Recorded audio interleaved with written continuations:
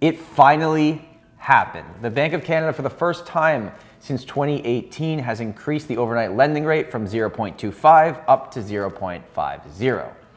Now, this is probably not a surprise to many people that have been keeping a close eye on it. Actually, we expected this to happen a few months ago and it didn't, but this is maybe just the first of many increases moving forward. And you might be wondering, Tom, where are you today? This doesn't look normal. This is just a one-day studio thing. We rented out a space to film some other content. I figured we're here. Let's talk about real estate. And just a reminder, if you're not already subscribed to the channel, we are doing a giveaway when we get to 5,000 people. We are on our way there. So if you haven't already, please hit that button. I would really appreciate it. And also, if you like this type of real estate content, I do run a real estate team here in Toronto. You can go into the first link in the description and book a buyer call, a seller call, or just a call to chat about real estate. Now, one thing we have to keep in mind that when rates go up is I think a lot of it's actually happening up here.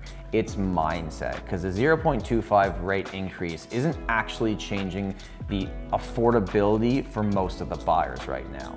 But when you hear that rates have gone up, you might think as a buyer, well, maybe this means that prices will come down, maybe there'll be less activity on the demand side, but I think most of the conversation is happening between our ears. Because we've talked about this many times before on the channel, but when you're buying a property, you're not really buying a purchase price, right? What you're buying is a monthly payment. And when rates go up, obviously your monthly payments go up.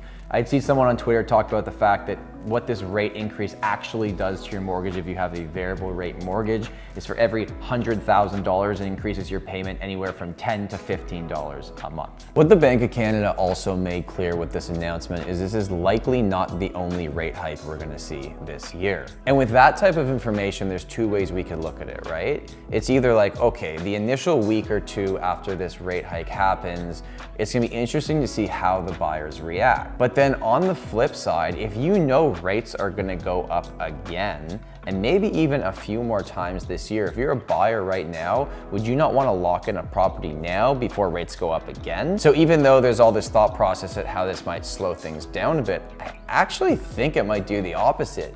It might speed it up because now everyone's saying, well, more hikes are coming. And if they're going the variable way with their mortgages, they might want to get a property now. The gap between the variable rate you can get and the fixed rate is extremely large, right? Even before this rate hike, you could get variable under 1.5, and the fixed rate for mortgages was creeping closer to 3%. So there's still a lot of room to go for that variable to jump up to the fixed rate, but there's a few things you have to consider when you're deciding which rate to choose. Now, I am not a mortgage broker, I'm a real estate agent. If you want to learn more about the mortgage side of things, I'd recommend checking out Noel Mathias' channel. I'll link him in the description below. But my own personal experiences, I've always taken the variable rate because I'm willing to ride the wave, and historically, you end up usually coming out on the better side of things. However, if your monthly payments were to change by $200, $300, $400 a month sometimes, depending on how many rate hikes happen, and that would totally kind of change your lifestyle, then there's a lot of reasons why fixed also makes sense.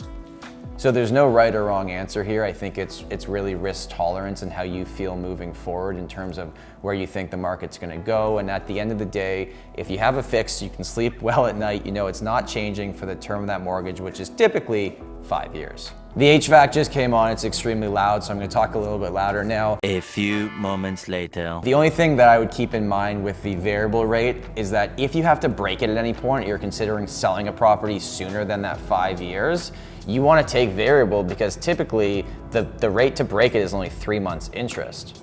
Where if you have that fixed rate mortgage and you have to sell it 2 years into that 5-year term, it can be a lot more, into the tens and twenties of thousands of dollars. And since 2018, the stress test has been in place, so people are still being stressed at a much higher rate than even what their rates are gonna go to if they had a variable. So I think overall, this was a good thing for the market. It needed to happen, and hopefully it brings a bit more sanity back to what the market can be. Thank you so much for watching. As always, if you like this type of content, please let me know below. Let me know what you think about these rates. You think rates are gonna continue to go up?